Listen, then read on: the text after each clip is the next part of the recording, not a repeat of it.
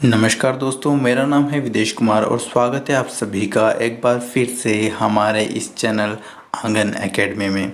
दोस्तों, हम सब टेट एग्ज़ाम्स की तैयारी में लगे हुए हैं, चाहे वो एमपी टेट हो, C TET, REET, what ever.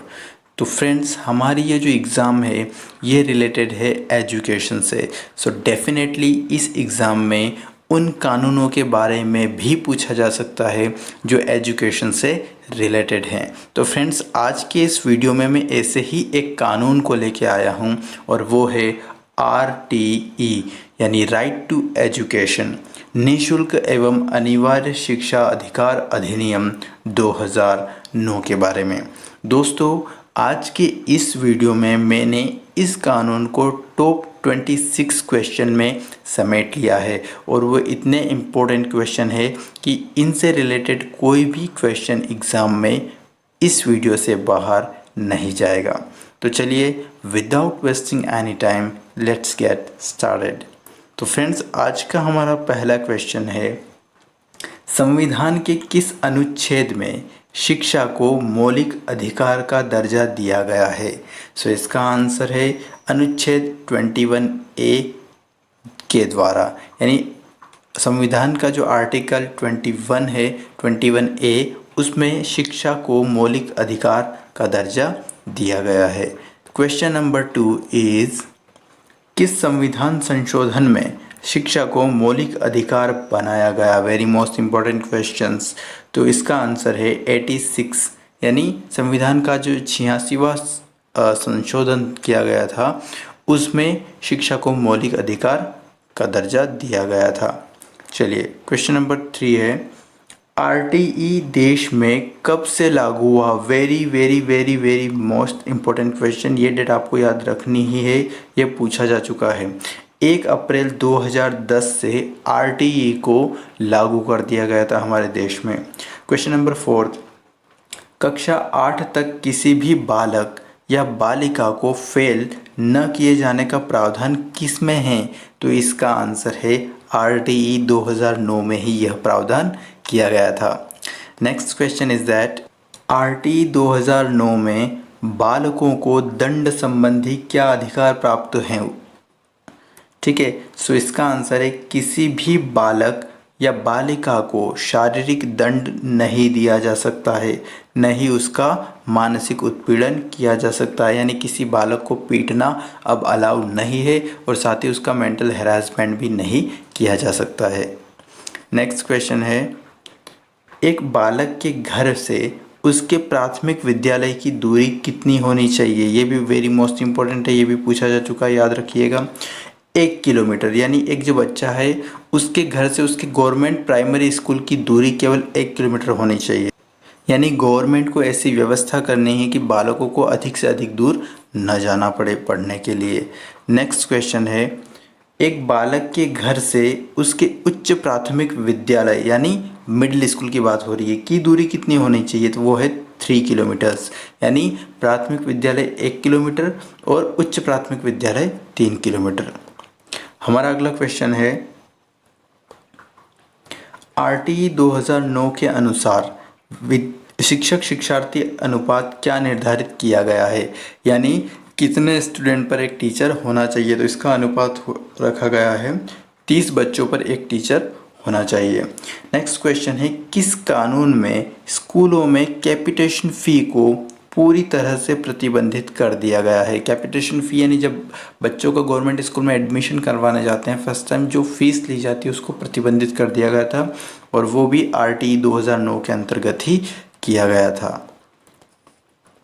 Next question है, RTE 2009 में शिक्षक के ट्यूशन संबंधी क्या प्रावधान हैं? तो इसका प्रावधान, इसमें यह प्रावधान किया गया है कि शिक्षक प्राइवेट ट्यूशन नहीं दे पाएंगे, जो गवर्नमेंट टीचर है वो प्राइवेट ट्यूशन नहीं दे पाएंगे।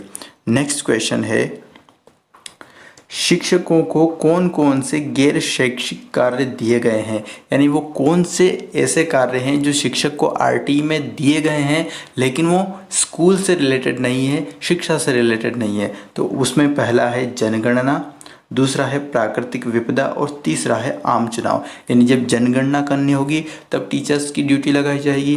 साथ ही कोई प्राकृतिक विपदा आ गई, कोई प्रॉब्लम आ गई तो उसके लिए अवेयरनेस के लिए, जागरूकता फैलाने के लिए। साथ ही आम चुनाव, जब भी कोई इलेक्शन हुआ तो वहाँ भी टीचर्स की ड्यूटी लगाई जाएगी। यानी ये 3 ऐसे वर्क है जो गैर शैक्षिक है, एजुकेशन से रिलेटेड नहीं है, लेकिन ये काम भी टीचर्स को करने हैं। नेक्स्ट क्वेश्चन है, आरटी 2009 के अनुसार शिक्षा क्रम कैसा होना चाहिए?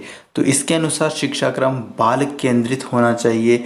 बाल केंद्रित यानी शिक्षा का केंद्र बालक होना चाहिए, शिक्षक या फिर पाठ्यक्रम नहीं। और गतिविधि आधारित होनी चाहिए, यानी कक्षागत ही नहीं होनी चाहिए कि बस टीचर बोल रहा है और बच्चे सारे मूक श्रोता बने हुए हैं। यहाँ बच्चे खेल के माध्यम से सीखेंगे, गतिविधि के माध्यम से सीखेंगे। ABL यानी एक्टिविटी बेस्ड लर्निंग, गतिविधि आधारित शिक्षण। नेक्स्ट क्वेश्चन है, राष्ट्रीय शिक्षा क्रम का फ्रेमवर्क तैयार करने का काम किसका है? तो ये काम सेंट्रल गवर्नमेंट का रहेगा, यानी केंद्र सरकार का ये काम रहेगा, याद रखिएगा। अगला क्वेश्चन है, विद्यालयों में शिक्षकों की नियुक्ति करना किसका अधिकार है? तो इसका आंसर है राज्य सरकार का। यानी विद्यालय में शिक्षकों की नियुक्ति करने का अधिकार किसके पास है?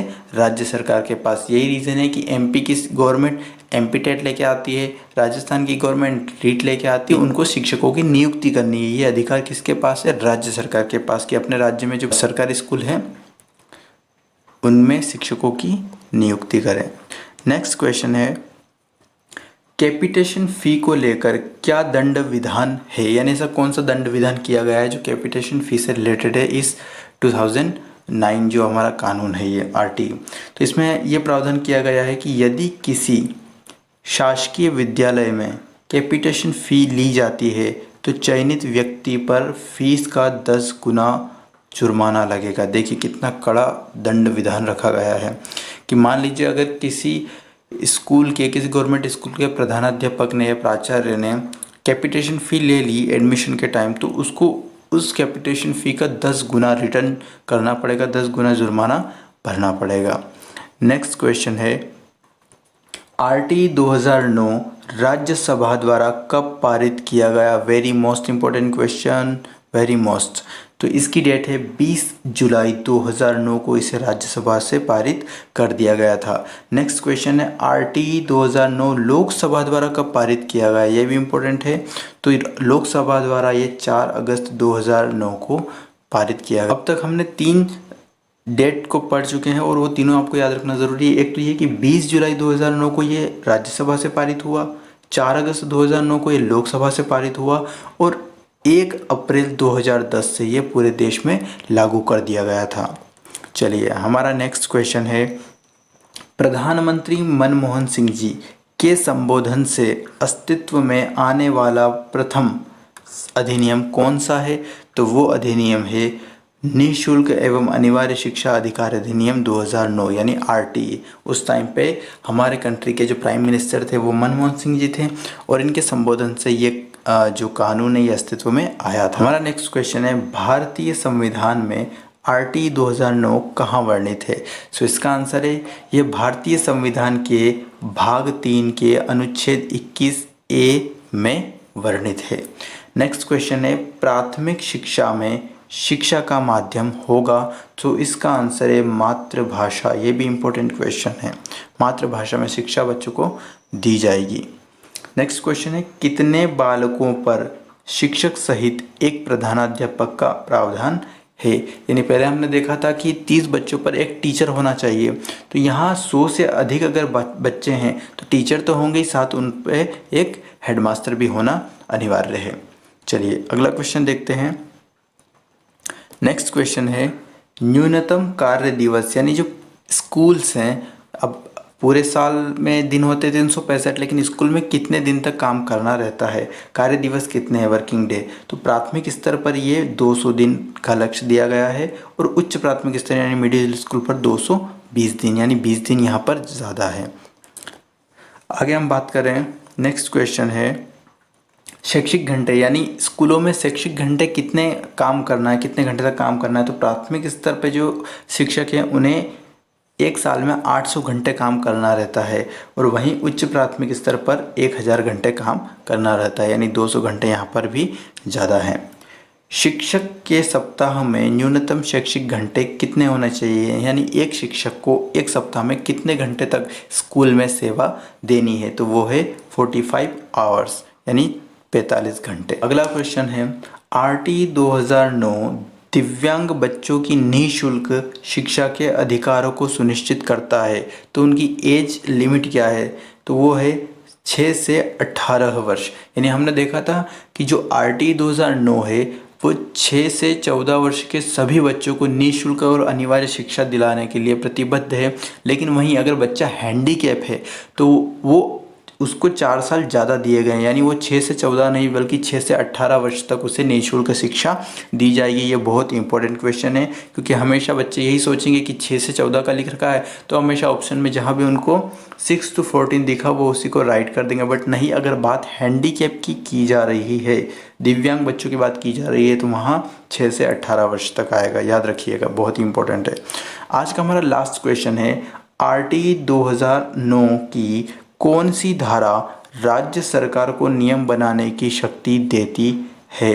तो वो धारा है धारा 38। RT 2009 की जो धारा 38 है वो राज्य सरकार को नियम बनाने का जो अधिकार है वो देती है। तो दोस्तों आज की इस वीडियो में हमने RT 2009 को टॉप 26 क्वेश्चन में समेटने का प्रयास किया है और इससे इम्पोर्टेंट जितनी भी जानकारी थी वो मैंने आपको देने की कोशिश की है। अगर आपको ये वीडियो अच्छा लगा है तो प्लीज़ इस वीडियो को लाइक करें और हमारे चैनल को सब्सक्राइब करें। Thanks for watching this video.